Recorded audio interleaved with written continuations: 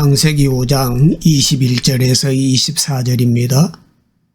에녹은 65세에 무드셀라를 낳았고 무드셀라를 낳은 후 300년을 하나님과 동행하며 자녀들을 낳았으며 그는 365세를 살았더라.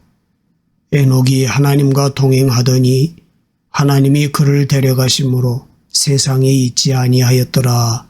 아멘. 창세기 5장은 아담부터 노아까지 계보를 밝히며 그들의 이력을 간단히 기록을 하고 있습니다.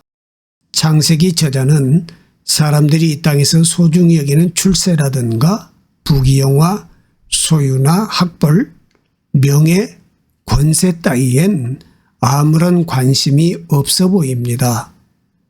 오직 누구는 몇 세에 누구를 낳고 얼마를 살다가 몇 살에 죽었다 하는 내용뿐입니다.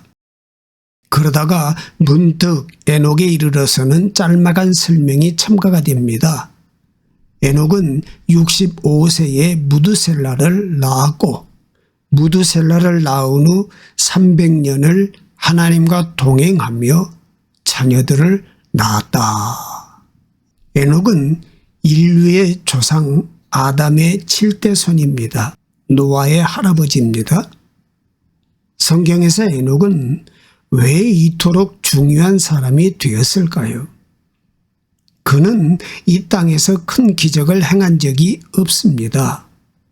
유명한 정치가도 사업가도 아니었습니다. 단지 300년을 하나님과 동행했다. 이것이 전부입니다. 이 한마디를 이유해서 아담부터 노아까지 족보를 기록하는데 창세기 5장을 할애하고 있습니다. 창세기 5장과 또 창세기 11장의 족보에 보면 일정한 패턴이 있습니다. 노아의 자손들, 셈의 자손들이 누구는 누구를 몇 세에 낳고 잘 지내다가 몇 세에 죽었다 이렇게 기록을 합니다. 이게 패턴의 전부입니다. 그러나 단 한 사람, 오늘 본문의 주인공 에녹은 이 인생의 패턴과는 전혀 다른 단어로 그의 인생을 묘사하고 있지요. 지냈다, 살았다라는 말 대신에 동행했다라고 기록을 하고 있습니다. 죽었다는 말 대신 하나님과 동행하더니 하나님이 그를 데려가심으로 세상에 있지 아니하였더라. 이렇게 기록을 합니다. 에녹은 이 세상에 살아가면서 모든 사람들의 패턴대로 살지 않고 동행했다는 것입니다. 그냥 사는 것과 동행하는 것이 무엇이 다를까요? 이 차이가 신앙과 비신앙, 영생과 멸망, 하나님의 자녀와 세상 자녀의 차이를 가늠하게 되는 것입니다. 창세기 저자는 하나님과 동행했다는 이 사실이 얼마나 엄청난 일인가를 드러내고 있습니다. 무대 위의 모든 조명이 꺼지고 캄캄한 무대에 가느다란 핀 조명 하나가 밝게 누군가를 비치고 있습니다. 이 사람 에녹을 보라는 것입니다. 하나님이 특별히 사랑했던 이 한 사람을 보라는 것이지요. 동행했다. 글자 그대로 하나님과 함께 걸었다는 말입니다. 하나님과 함께 산책하듯 살았다는 것입니다. 하나님께서 에녹을 호련히 데려가시니 에녹을 이 땅에서 볼 수가 없었다는 것입니다. 세상 사람들이 모두 말했습니다. 24절입니다. 에녹이 하나님과 동행하더니 하나님이 그를 데려가심으로 세상에 있지 아니하였더라. 이것이 하나님과의 동행입니다. 무엇이 동행입니까? 앞서가는 것이 아닙니다. 때로 답답해도 하나님이 있게 하신 그 자리에 머물러 있으십시오. 그리고 한 걸음 한 걸음 같이 가는 것입니다. 너무 과속하지 마십시오. 에녹에 관한 기사의 시작은 에녹은 65세에 무드셀라를 낳았다 이렇게 시작을 하고 있습니다. 무드셀라를 낳기 전에는 에녹이 하나님과 동행하였다는 표현이 없는 것으로 보아 그 전에는 그도 다른 세상 사람들과 별반 다름없는 삶을 살았던 것 같습니다. 성경은 에녹에 대해서 많이 언급하고 있지는 않지요. 단지 하나님과 300년 동안 동행하였다라고만 말하고 있습니다. 히브리서는 좀 더 보충해서 에녹은 하나님을 기쁘시게 하는 자였다라고 말씀을 하고 있어요. 히브리서 11장 5절 6절에 보니까 믿음으로 에녹은 죽음을 보지 않고 옮겨졌으니 하나님이 그를 옮기심으로 다시 보이지 아니하였느니라. 그는 옮겨지기 전에 하나님을 기쁘시게 하는 자라 하는 증거를 받았느니라. 믿음이 없이는 하나님을 기쁘시게 하지 못하나니 하나님께 나아가는 자는 반드시 그가 계신 것과 또한 그가 자기를 찾는 자들에게 상 주시는 이심을 믿어야 할지니라. 이렇게 기록을 하고 있습니다.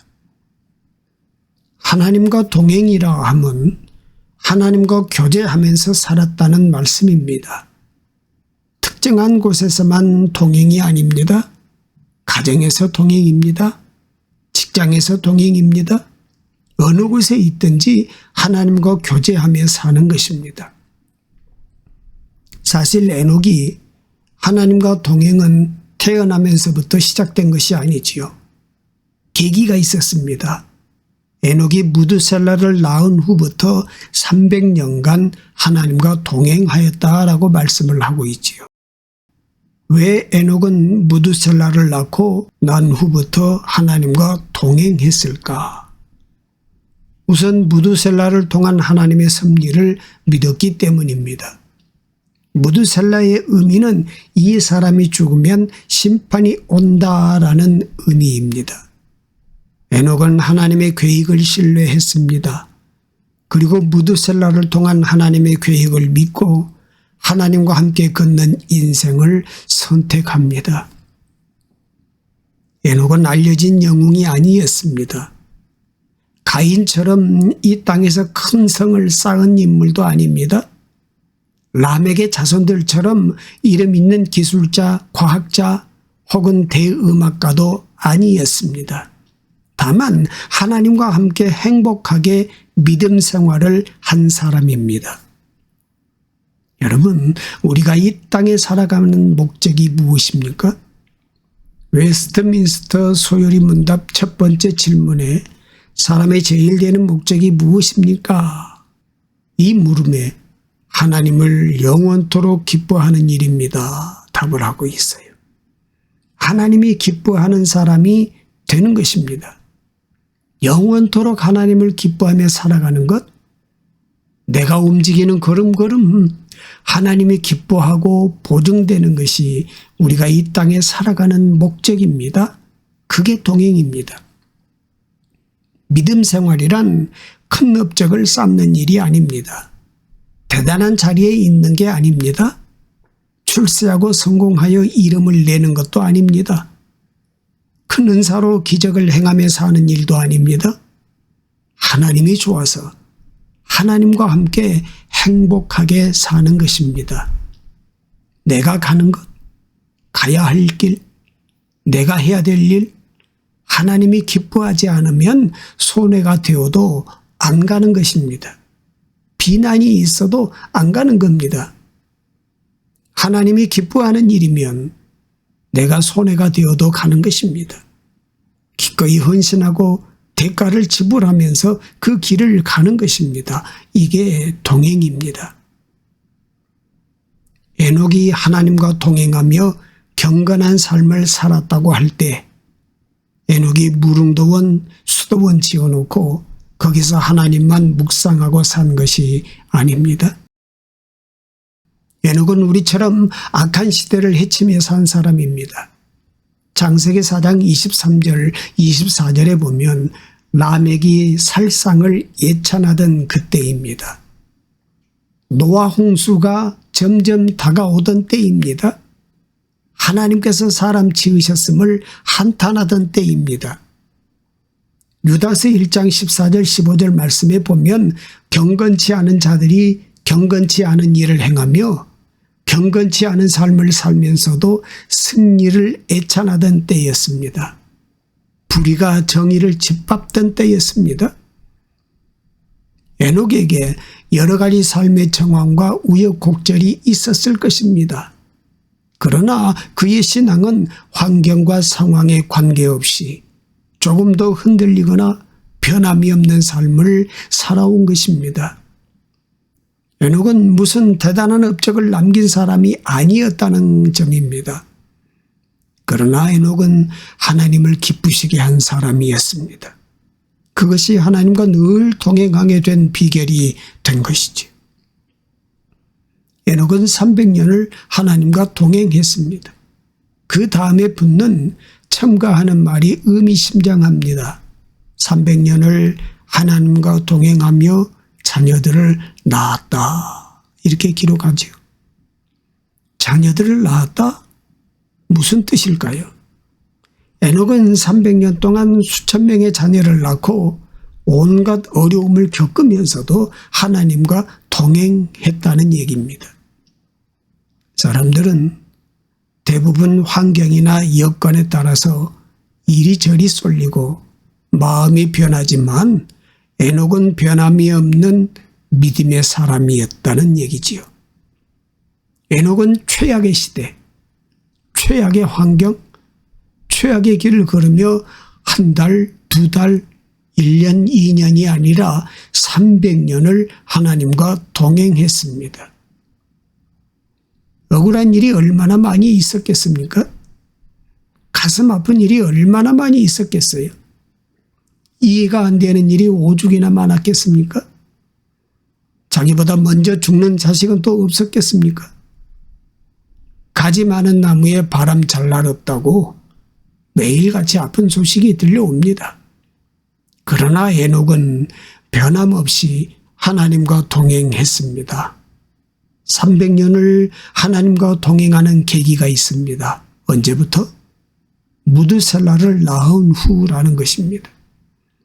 이 말의 의미가 무엇일까요? 무드셀라는 창을 들고 성을 지키는 장수라는 뜻입니다. 성을 지키는 이 장수가 죽으면 성은 멸망하는 것입니다. 무드셀라 이름의 뜻은 네가 죽으면 종말이 온다라는 뜻입니다. 에녹에게 무드셀라라는 자식이 태어날 때 하나님께서 찾아오셨습니다. 세상의 죄악이 관영하여 세상의 종말을 예고하십니다.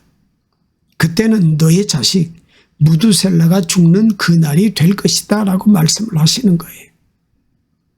여러분, 내 인생의 끝이 있고 세상의 끝이 있음을 알고 사는 종말의식이 인생을 철들게 만드는 것입니다.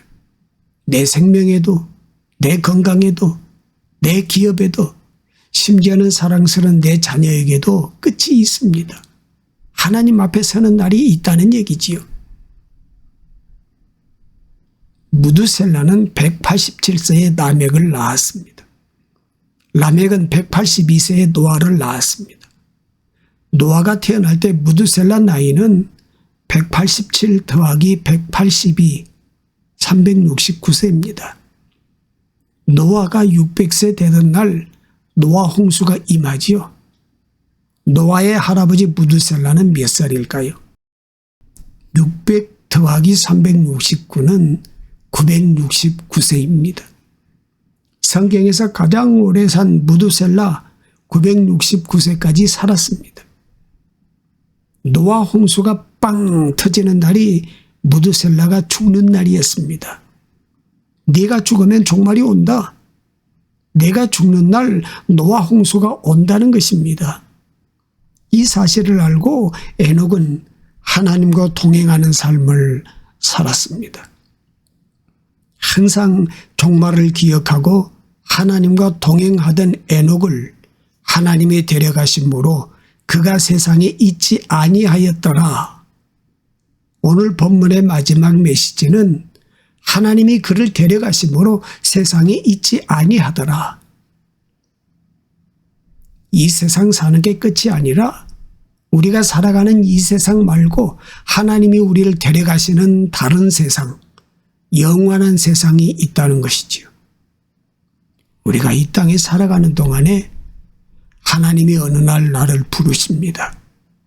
네 목적, 사명 잘 이루었다. 내게로 오너라. 그 세상이 있다는 것입니다. 사랑하는 여러분, 여러분이 가장 아파하는 그 순간 하나님이 가장 가까이 와 계시다는 사실을 믿으시기를 바랍니다. 여러분이 힘들어 쩔쩔매는 그 시간이 하나님이 여러분과 동행하는 시간이라는 사실을 믿으시기를 바랍니다. 우리 눈에 하나님이 보이지 않아서 하나님은 어디 계세요? 하나님을 찾아서 쩔쩔매는 그 시간에 하나님이 여러분 가장 가까이 와 계시는 동행하는 시간이라는 사실을 믿으시기를 바랍니다. 에녹이 그런 시대를 살았습니다. 복음성가에도 이런 가사가 있잖아요. 지나온 모든 세월들 돌아보아도 그 어느 것 하나 주의 손길 안 미친 것 전혀 없네. 하나님이 원하시는 것은 우리들의 찬란한 업적이 아니라 하나님의 숨결을 느끼며 늘 동행하는 것입니다. 우리의 삶이 그렇게 대단한 것이 없어도 가장 중요한 것은 하나님과 동행하는 믿음을 회복하는 것입니다. 300년간 하나님과 동행했던 에녹과 같이 환경과 상황에 따라 쉽게 변하고 흔들리는 자들이 아니라 늘 하나님과 동행하는 견고한 믿음의 사람으로 살아가는 저와 여러분의 삶이 되시기를 축복합니다. 지난 한 주간도 우리를 선하고 복된 길로 인도하여 주셨습니다.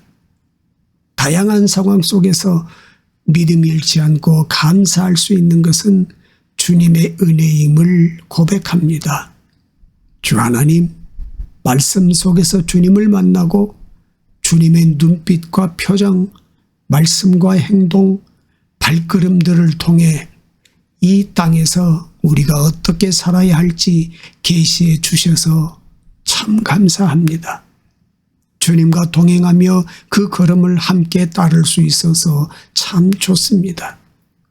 아버지 하나님, 들판의 곡식과 과수원의 과실나무들이 6월의 뜨거운 태양빛을 받아 결실하여지는 것처럼 우리에게 성령님 충만히 임재하여 주셔서 우리의 믿음이 열매를 거두는 믿음이 되게 하여 주옵소서. 우리가 주의 백성인 것이 두루두루 퍼지게 하셔서 소문나게 하옵소서. 현재 모든 상황 가운데 주저함 없이 모든 것 위에 뛰어나신 주님의 이름을 선포할 때 길이 열리고 새 역사가 펼쳐지는 것을 누리게 하옵소서. 우리 안에 있는 예수님의 생명이 복음의 향기로 흐르길 간절히 원하오며 생명 주신 예수 그리스도의 이름으로 기도드립니다. 아멘.